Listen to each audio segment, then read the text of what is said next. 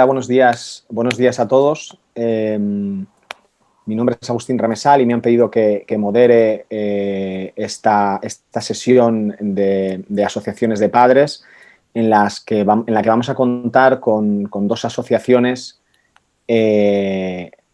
dos asociaciones muy interesantes y muy importantes para nuestra labor en el día a día, como es la asociación AVEA, es decir, la Asociación de Pacientes con Uveitis, y la asociación ANADEJU, es decir, la Asociación de Padres, Asociación Nacional de Niños con Dermatomiositis Juvenil.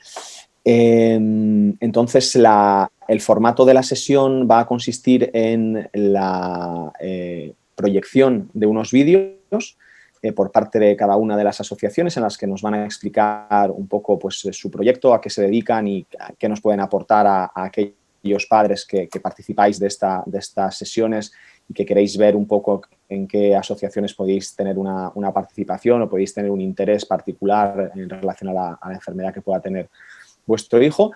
Y lo que haremos al final es una serie de preguntas que intentaré vehiculizar a través del chat y que haremos a ambas asociaciones, tanto la de uveitis como la de dermatomiositis.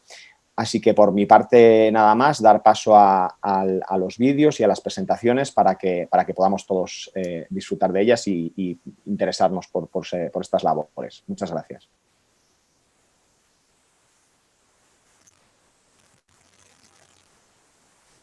Buenos días, soy Raquel Ibáñez, miembro de AVEA. En primer lugar, quiero agradecer a la SEPE por la invitación a esta jornada y por darnos la posibilidad de hablar de nuestra asociación y la relación que la uveitis tiene con las enfermedades reumáticas pediátricas. AVEA es una asociación creada y formada por pacientes y familiares con uveitis, desde la que nos esforzamos cada día por cumplir nuestros objetivos. Como todas las asociaciones aquí presentes, tenemos un papel importante en el sistema sanitario. Aportamos nuestro tiempo y dedicación para que los pacientes y familiares, en este caso de uveitis, tengan las herramientas necesarias para conocer y afrontar su enfermedad. Un paciente informado siempre es un mejor paciente.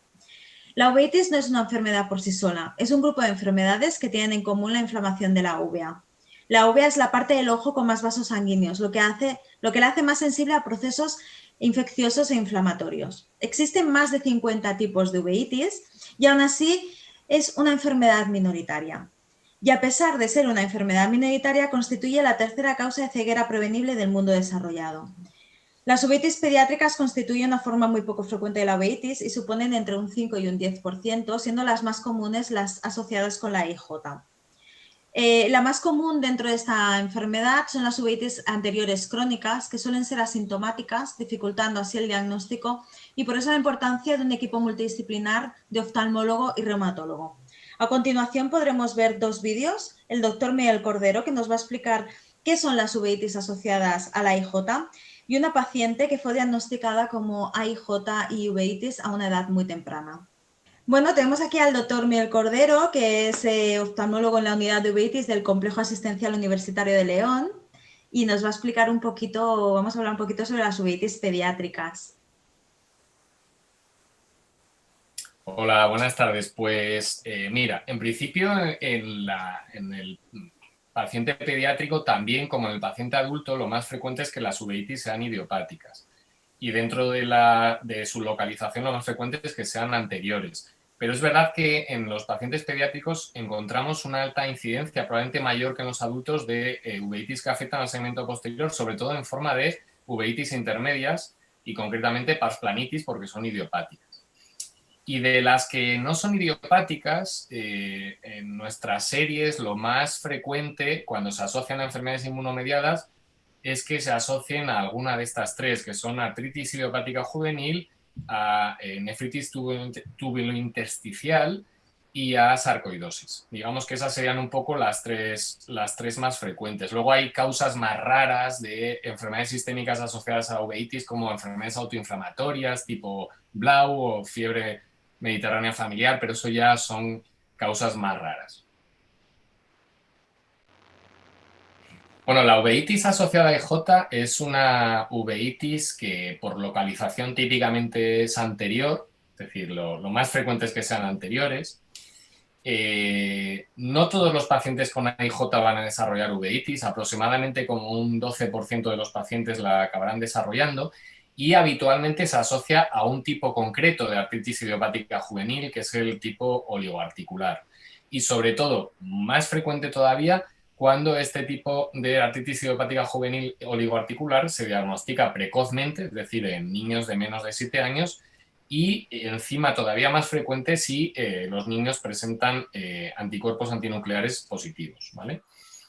Entonces, en ese contexto, el riesgo es máximo de desarrollar una uveitis. Por eso es importante que en todos los pacientes con AIJ haya un cribaje de uveitis y en los pacientes en los que el riesgo es mayor, en formas concretas como las que hemos comentado, ahí pues mucho más, ¿no? O sea, que seamos mucho más estrictos en el tema de la revisión.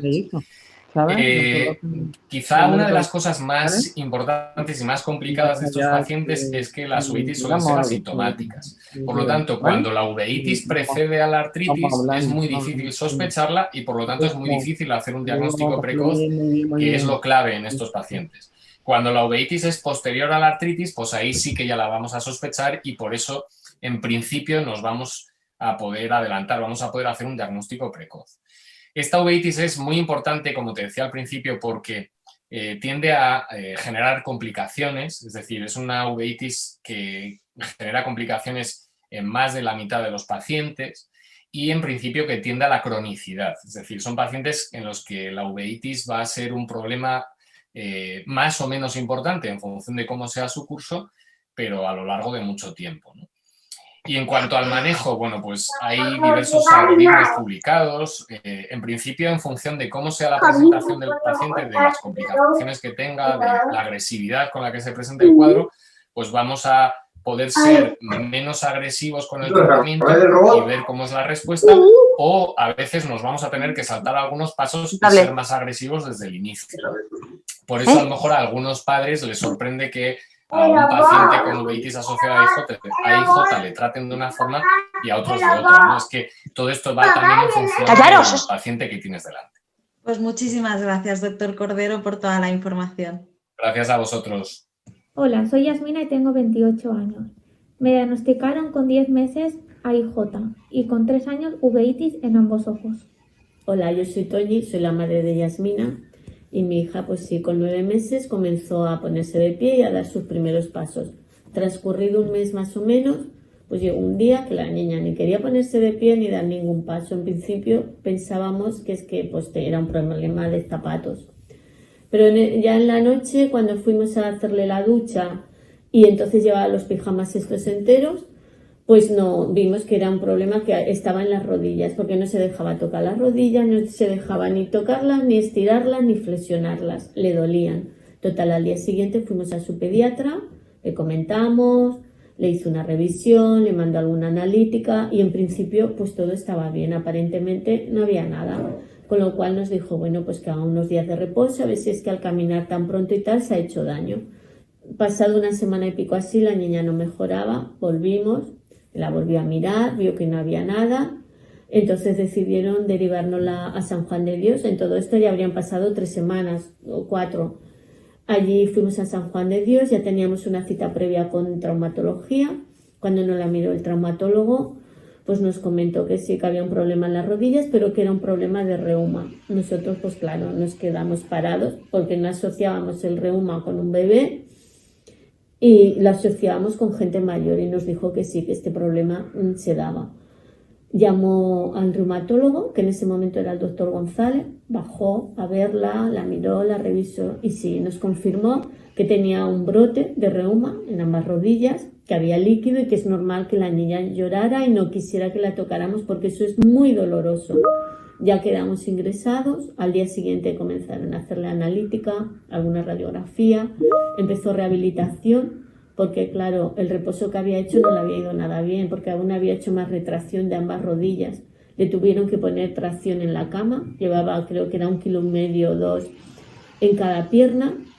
Y bueno, también el doctor González nos comentó que era un problema muy delicado, sobre todo a nivel de oftalmología, que yo no entendía nada, porque pensé, bueno, que tiene que ver la vista. Y sí, nos dijo que en estos casos, y siendo sobre todo niña, pues claro, hay inflamaciones Estas inflamaciones van afectando al campo visual porque, claro, esto se traduce en que se produce una uveitis y efectivamente, pues mi hija con 2 años y medio, 3, tuvo el primer brote, lo que ella ya estaba siendo controlada en oftalmología por si esto sucedía. Ya nos habían comentado, sobre todo si veíamos el ojo rojo, si veíamos que la niña tenía dificultad para, bueno, pues viendo la televisión o algo, porque claro, con esta edad todavía no leía ni nada.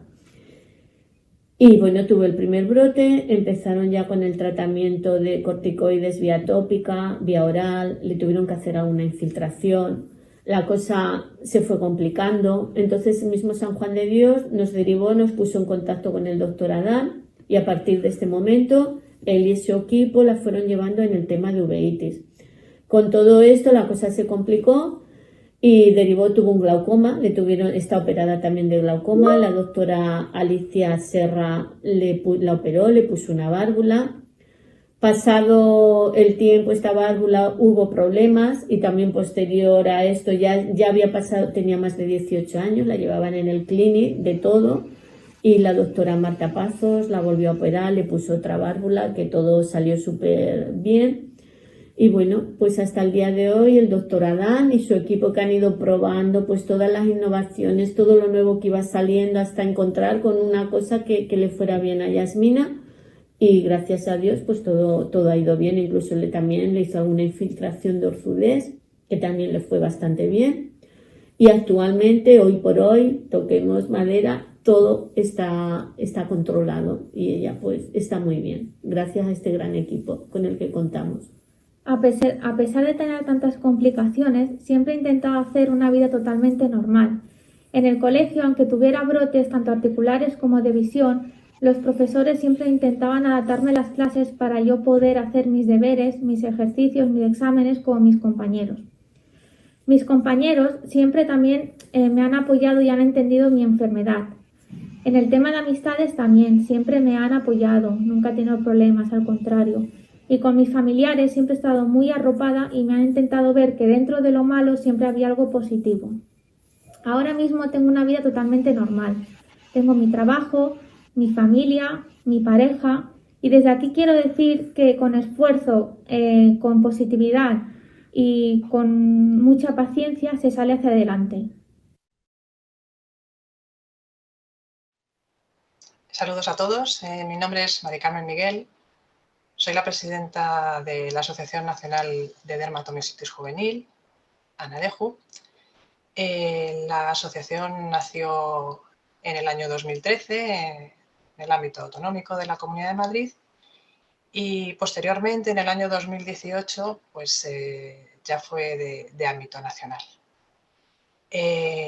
La Asociación Nacional de Dermatomiositis Juvenil representa a niños y adolescentes, a sus padres, a sus familias, con esta patología, con la dermatomiositis juvenil. Nuestra asociación tiene entre sus fines, sobre todo lo más importante, mejorar la calidad de vida de las personas afectadas por dermatomiositis juvenil, niños y adolescentes, dar soporte y asesoramiento e información a las familias afectadas, compartir experiencias en relación al diagnóstico y tratamiento de la enfermedad, muy importante, sobre todo en el debut y en el diagnóstico de la misma. Sensibilizar a la sociedad sobre las necesidades específicas que tienen estos niños con dermatomiositis juvenil, DMJ la podemos llamar en adelante para abreviar un poco, y de sus familias. Y bueno, pues participar y coordinar, si es posible, en proyectos de investigación y en registros existentes relativos a esta enfermedad. ¿Qué actividades y acciones nos proponemos desde la asociación para llevar a cabo estos fines? Pues bueno, entre otros, por ejemplo, promover reuniones periódicas entre todas las personas implicadas en la asociación y relacionadas con la enfermedad, para fomentar que haya una comunicación fluida y multidireccional entre todos, informar de un modo adecuado pues mediante el uso de redes sociales, tecnologías de la información sobre novedades, noticias, distintas experiencias relativas a la asociación, En lo posible también establecer y coordinar diferentes grupos de trabajo pues, para la realización de las tareas y de las actividades de la asociación. Y siempre que se pueda, por supuesto, pues organizar talleres, encuentros, coloquios, al fin y al cabo para que seamos más una familia, ¿no? Puesto que la dermatomiositis juvenil es una enfermedad rara, poco frecuente y no son muchos los casos y menos en España. Actualmente en la asociación hay aproximadamente unos 33 familias asociadas a nivel, familias me refiero, padres con niños diagnosticados con DMJ. Luego también hay socios individuales, pues que son a lo mejor familiares directos de estos niños, pues los abuelos, los tíos. Y eso sí, la junta directiva de la asociación somos todos padres o madres de niños afectados por la patología por todo el país. Al ser tan rara, tan poco frecuente, pues bueno, pues estamos un poco dispersos. La mayoría a lo mejor, bueno, pues obviamente en Madrid a lo mejor hay más casos o en Cataluña, pero bueno, por toda España, Navarra, Valencia, Andalucía, Asturias, bueno, pues los poquitos casos que haya, pues intentamos tenerlos lo mejor representados posible. En esta jornada de enfermedades reumáticas y en esta parte en la que nos queremos presentar como asociación de esta patología, os queríamos hablar también del proyecto quizá más importante que tenemos actualmente entre manos, que es el proyecto de actividad física y fisioterapia en DMJ, en dermatomiositis juvenil, para crear unos hábitos saludables a través del juego. Este proyecto comenzó ya el año pasado, sigue actualmente vigente. Obviamente por el tema de la pandemia, pues bueno, pues no hemos podido hacer muchas más acciones como teníamos previstas, sobre todo presencialmente, pero seguimos en ello. Entonces os quería contar un poco a todos los asistentes en qué consiste este proyecto, qué es lo que hemos hecho hasta ahora y qué tenemos previsto hacer a lo largo de este año y el año que viene hasta que se pueda terminar todo el proyecto. Como os comentaba, es un proyecto de actividad física y fisioterapia en DMJ que nace con el propósito de dar a conocer y explotar las capacidades de cada niño o adolescente con esta patología relacionadas en este caso con la actividad física y con la fisioterapia. El proyecto en sí nació para realizarse en varias jornadas en distintos sitios físicos. La primera jornada la realizamos el año pasado, en febrero del 2020, justo antes, por suerte, de empezar con el tema de la pandemia y del confinamiento, y esa primera jornada se desarrolló en el Hospital Niño Jesús de Madrid, a los que asistieron padres con niños de distintas edades y algún que otro profesional sanitario. ¿Y qué es lo que, para ponernos en contexto, qué es lo que se pretende con este tipo de jornadas que, como os digo, ya se realizó la primera el año pasado? Bueno, pues en primer lugar, involucrar al paciente con dermatomiositis y a la familia en el proceso terapéutico, en este caso relacionado con la actividad física y la fisioterapia, crear unos hábitos de vida saludables, incluir, muy importante, el objetivo primordial, la actividad física y la fisioterapia adecuada como una parte más del tratamiento. Supongo que ya sabéis todos los que escucháis estas jornadas que históricamente en las enfermedades reumáticas la realización de actividad física parecía que no estaba muy indicado y por suerte la experiencia justo ha llevado a lo contrario poco a poco, ¿no? Que sí que es adecuadísimo la actividad física, la fisioterapia adecuada y en el momento adecuado al estado del niño y adolescente, en este caso del paciente, ¿no? ¿Qué más? Pues dar continuidad, otro de los objetivos es dar continuidad en el ámbito deportivo a a lo realizado en este tipo de jornadas, que los niños, los adolescentes y las familias en general puedan continuarlo, ¿no?, en su vida. Además de dotar de mayor conciencia de las capacidades físicas que las tienen estos niños y estos adolescentes, e intentar minimizar el impacto de sus limitaciones por la patología en las distintas actividades de la vida diaria, ¿no? Para conseguir estos objetivos y poder crear una adherencia necesaria a este tratamiento, ¿no?, porque realmente sí que es un tratamiento más. ¿Qué se propone en este proyecto? Bueno, pues se propone realizar distintos juegos y actividades donde participarían las familias en conjunto, no solo los niños, sino todas las familias, permitiendo una mayor implicación de todos. Además, estos juegos planteados podrían llevarse a cabo después en el propio domicilio. Como os comentaba, se pretende fomentar que el niño sea el centro y la familia sean los facilitadores para la adhesión al tratamiento de la actividad física como otro tratamiento más de la dermatomiositis. Os voy a comentar ahora un poco los talleres, juegos que ya se hicieron en la jornada y que se tiene previsto hacer en distintas jornadas, sobre todo en función de edades. Obviamente no es lo mismo un niño pequeño que un adolescente, y bueno, pues motivaciones y gustos propios, ¿no? Entonces, uno de los talleres que se realizaron y que se realizarán en próximas jornadas para niños más pequeños, pues niños, por ejemplo, entre 4 y 10 años o 4 y 12 años, se refiere al juego terapéutico. Entonces, en este sentido, pues habría como 3 partes del taller. La primera serían actividades con los balones tipo Bobat o tipo Fitball, y con estos balones terapéuticos se pueden realizar y mostrar distintos juegos donde se trabaja la postura, el equilibrio, la coordinación, la fuerza, y se mejora el rango articular de los miembros superiores. La segunda parte del taller en estos juegos terapéuticos para los niños más pequeños sería, por ejemplo, un juego muy típico que es el Twister, el juego clásico del Twister, que permite trabajar la coordinación, el equilibrio y el rango articular y los apoyos pues, de un modo divertido, ¿no?, y que luego también se puede compartir con la familia y con amigos en casa. Y la tercera parte de este taller sería el hacer, por ejemplo, un circuito psicomotor.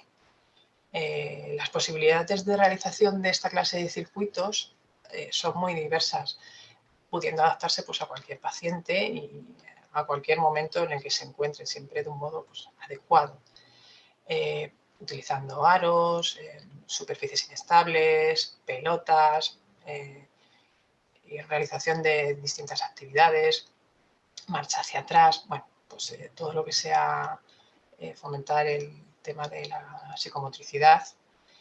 Esa sería la tercera parte del primer taller para niños más pequeños. Otro segundo taller, que sería una opción para niños más mayores, niños mayores o adolescentes, ¿no?, a partir de 10, 12 años, pues hasta 18, por ejemplo, serían actividades, por una parte, de pilates, que se puede hacer pilates en parejas, por ejemplo, y también otra sería de danza y de baile. La actividad de pilates en parejas iría enfocada al aprendizaje de ejercicios básicos de trabajo abdominal, movilidad articular, respiración, estiramiento, y con el componente añadido además de compartir esta actividad, por ejemplo, entre padres e hijos o entre amigos.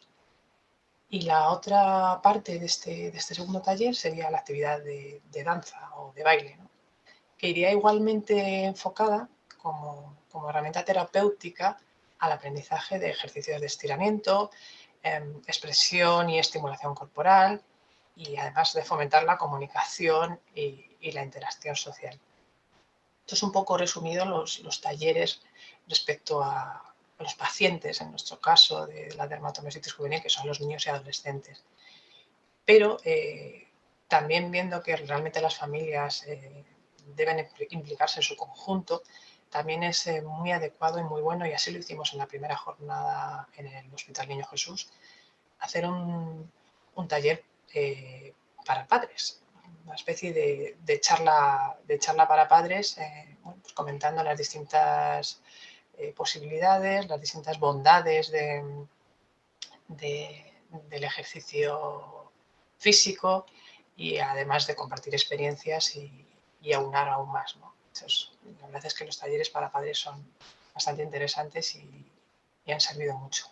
Y por último, otro taller más sobre el manejo de la enfermedad, este ya de un modo un poco más, bueno, pues más técnico quizá, ¿no? Serían los talleres, por ejemplo, informativos, de charlas teórico-prácticas, donde se pueden aprender distintos modos del manejo de la enfermedad, teniendo en cuenta, muy importante, sobre todo en este tipo de patologías, las distintas etapas de la enfermedad, ya que bueno, pues, normalmente cursan por brotes, bueno, pues la dermatomiositis juvenil igualmente.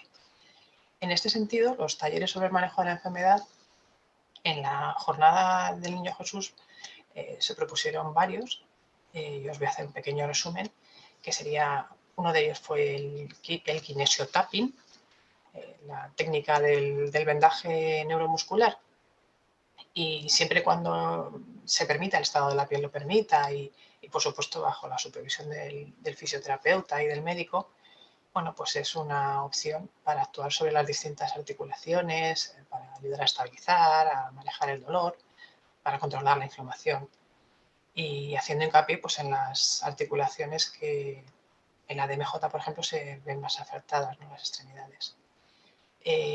También otra parte de este taller de manejo de la enfermedad pueden ser los agentes físicos terapéuticos, como el calor o el frío, ¿no?, que obviamente han probado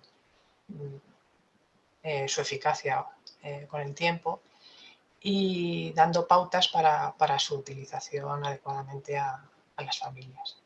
Otro más sería la higiene postural y la conciencia corporal, que es fundamental tanto en la fase de brote de la enfermedad, para el control de las posturas, como en distintas fases, a lo mejor que ya no sean tanto de brote, para evitar malos hábitos y pérdida del rango articular. Y otro más dentro de este taller de manejo sería por ejemplo, las férulas de descanso, el material ortopédico, bueno, pues como un complemento más de lo que se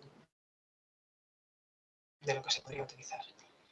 Bueno, un poco así a grandes rasgos, esto sería el resumen de los talleres, de los objetivos del proyecto de actividad física y fisioterapia en dermatomiositis juvenil. Y la verdad es que la primera jornada que tuvimos tuvo muchísimo éxito, y esperamos seguir con él mucho tiempo, porque creemos que es fundamental para nuestros pacientes y para todos en general. Muchas gracias.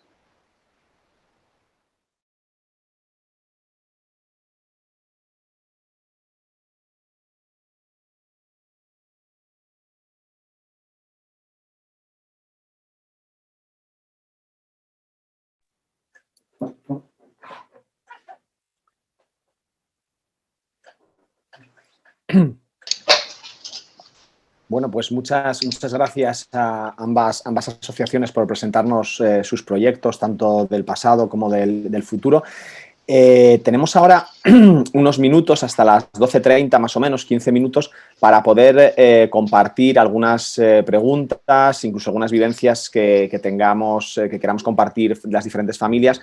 Hay una pregunta que se ha repetido bastante en el chat durante la presentación, tanto de Auvia como de Anadeju, que es el tema de la asociación que, digamos, de alguna manera aglutinaría a aquellos padres con artritis idiopática juvenil. Como es normal, es la enfermedad más frecuente, y entonces es normal que digan cuál es la asociación que nos representaría. Bueno, pues en este sentido es cierto que varias compañeras mías, a las que le agradezco, como Mari Carmen Pinedo o como Almudena Román, han contestado ya a esta pregunta en el chat, con lo cual lo podéis ver si queréis, en la que os explican que en nuestra web la web de la Sociedad Española de Reumatología Pediátrica, ponéis en Google SERPE y aparece, pero vamos, la dirección es reumaped.es.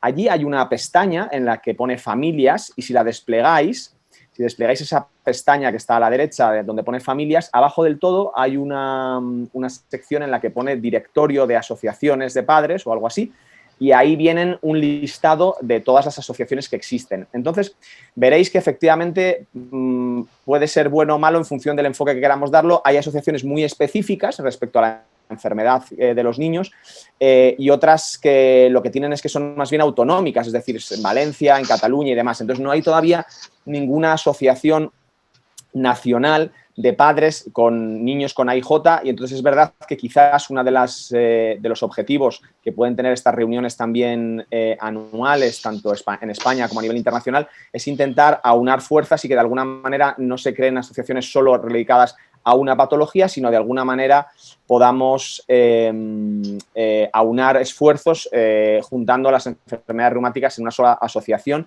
y ese quizás sea el futuro y de hecho es un poco lo que hace unos años cuando tuvimos las primeras jornadas también organizadas en La Paz con los diferentes compañeros de Madrid intentamos. ¿Cuáles son las limitaciones? Limitar por enfermedad y limitar por autonomías. Si intentamos algo más general a nivel nacional y no acotamos por enfermedades, pues quizás se tenga más fuerza y participen más familias, ¿verdad? Bueno, pues esto es verdad que os lo ponían aquí en el chat. Y hay una pregunta que es que ¿dónde se están llevando a cabo estos talleres? Esto entiendo que es para Anadeju. Pues realmente estos talleres, la única vez que se hicieron, por suerte y por desgracia, hemos tenido la pandemia entre medias, fue en el Hospital Niño Jesús en febrero del año pasado. Y ya con el tema de la pandemia no se han podido hacer físicamente otras jornadas, pero sí que lo tenemos previsto. Nuestra intención es, desde luego, no parar el proyecto y en estos momentos en los que físicamente no se pueden reunir muchas personas, hacerlo virtualmente. Intentaremos informar con tiempo y hacerlo este año y cuando se pueda hacer físicamente en hospitales, en hospitales de cualquier zona de España. Nuestra intención era primero en Málaga y no se pudo hacer, pues os avisaremos y lo haremos. Pero ya le digo a la persona que lo ha preguntado, bueno, pues que en principio solo pudimos hacer la jornada de febrero y es un poco el resumen que os he hecho de estos talleres. Muy bien, pues así las cosas mejoran y en futuro las podemos hacer presenciales y si no, pues oye, virtuales también tiene sus ventajas, igual que estas reuniones. Deciros que también nos ponen en el chat que, por ejemplo, en Valencia está Aspaniger, que es una asociación ya con mucha tradición en la reumatología pediátrica para aquellos a los que les interese.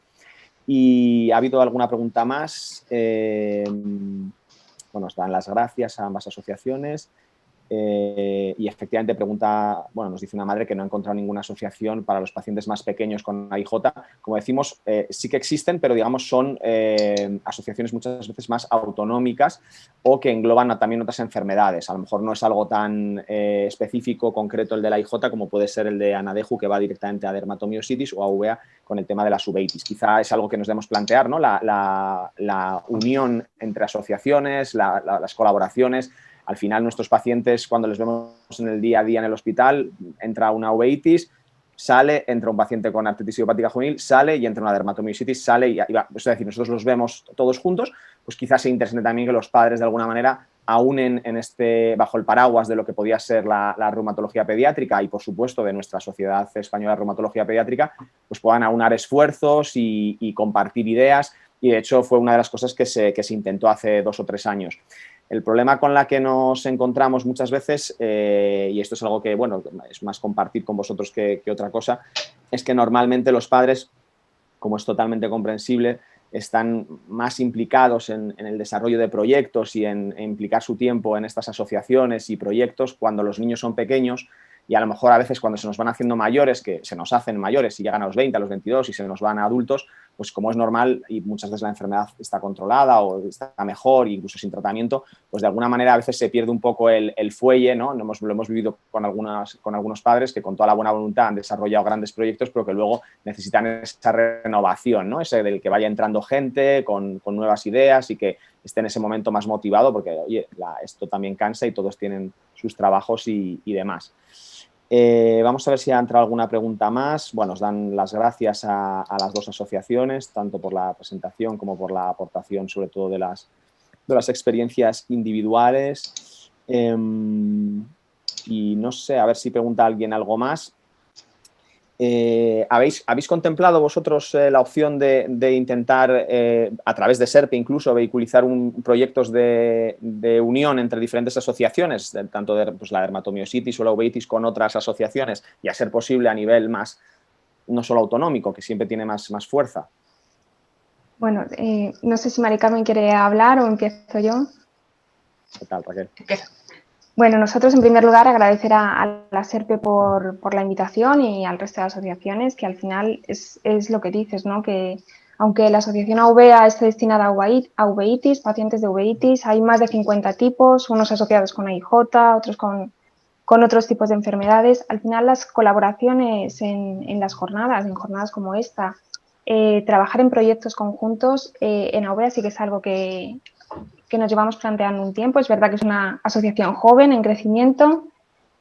Hasta hace poquito éramos de ámbito regional y ahora pues decidimos dar el paso y hacernos de ámbito nacional, pues por la necesidad de, al ser enfermedades raras, como ha comentado antes Mari Carmen, tenemos que estar un poco representando a todo el país, y al final pues las colaboraciones sí que de nuestra parte es un proyecto que tenemos en marcha, el contacto con las asociaciones, con otros tipos de patologías asociadas a la uveitis. De hecho, en la AUVEA sí que es verdad que damos visibilidad, porque al final es muy importante, ¿no? Dar visibilidad al resto de patologías, algunas que tienen que ver que están asociadas con las uveitis y otras que no, pero que necesitan esa fuerza, esa visibilidad.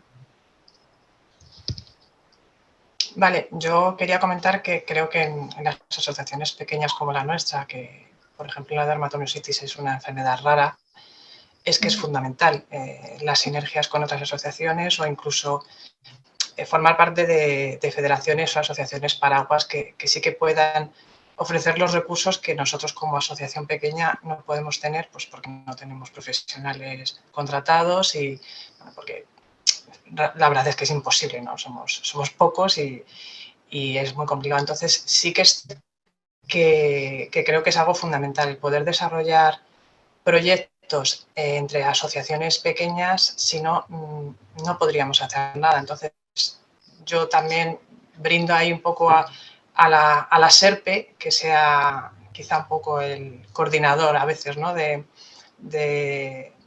proyectos entre asociaciones pequeñas, porque creo que es el futuro, si no, no podremos hacer mucho. Sí, nosotros precisamente somos también una asociación pequeñita y como dices, al final, hasta que no eres grande y tienes un número de seguidores o un número de socios, es muy, muy complicado conseguir ciertas cosas y conseguir sacar proyectos adelante. Luchamos por ellos cada día, pero sí que es verdad que las colaboraciones y que el apoyo de asociaciones grandes que puedan apoyar de alguna manera asociaciones pequeñas, pues sí que es muy importante.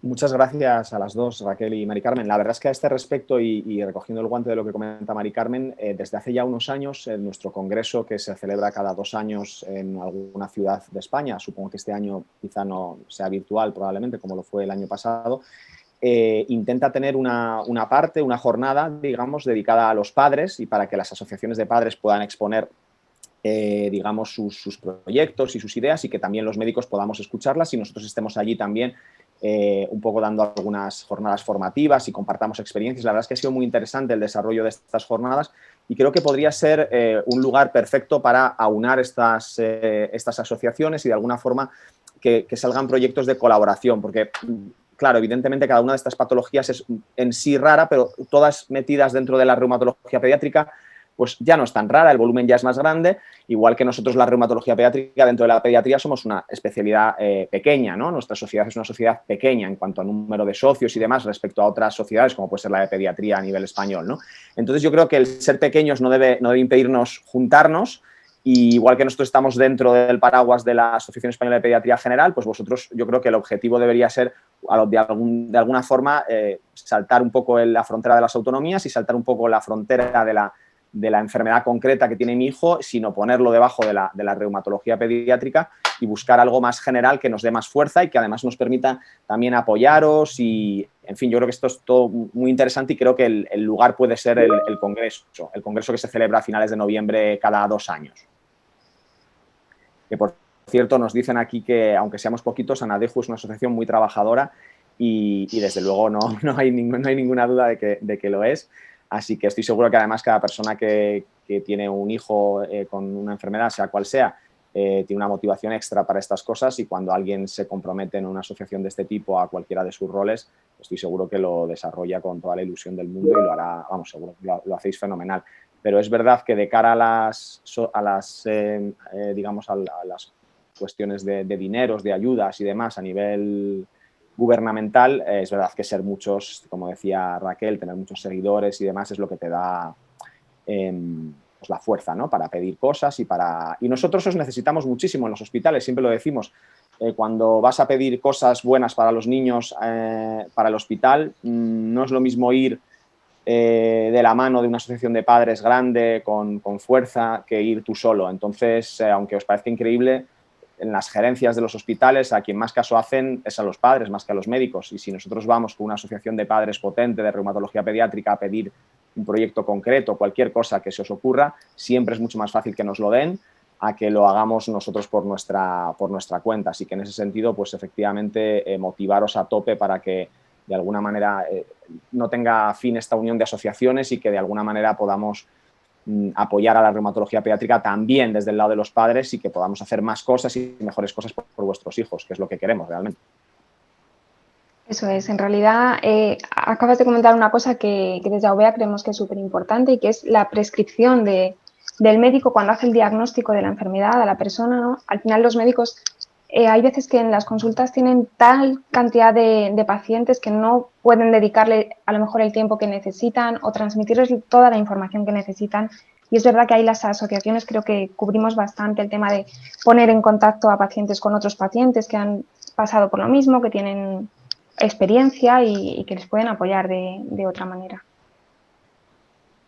Yo en ese sentido también comparto lo que dice Rocío y también, bueno, pues brindo desde aquí a los médicos que estáis conectados el que informéis en el momento en el que creáis que las familias están dispuestas a recibir pues una ayuda de una asociación, que informéis a los padres de que existen ese tipo de asociaciones y, bueno, y que es bueno y que en el momento en el que ellos decidan, pues, bueno, pues compartir experiencias de otros padres pues es positivo, ¿no? Entonces, bueno, también la labor informativa por parte de los médicos, que al fin y al cabo son los que estáis en contacto directo con los pacientes, pues también es importante para la labor de las asociaciones.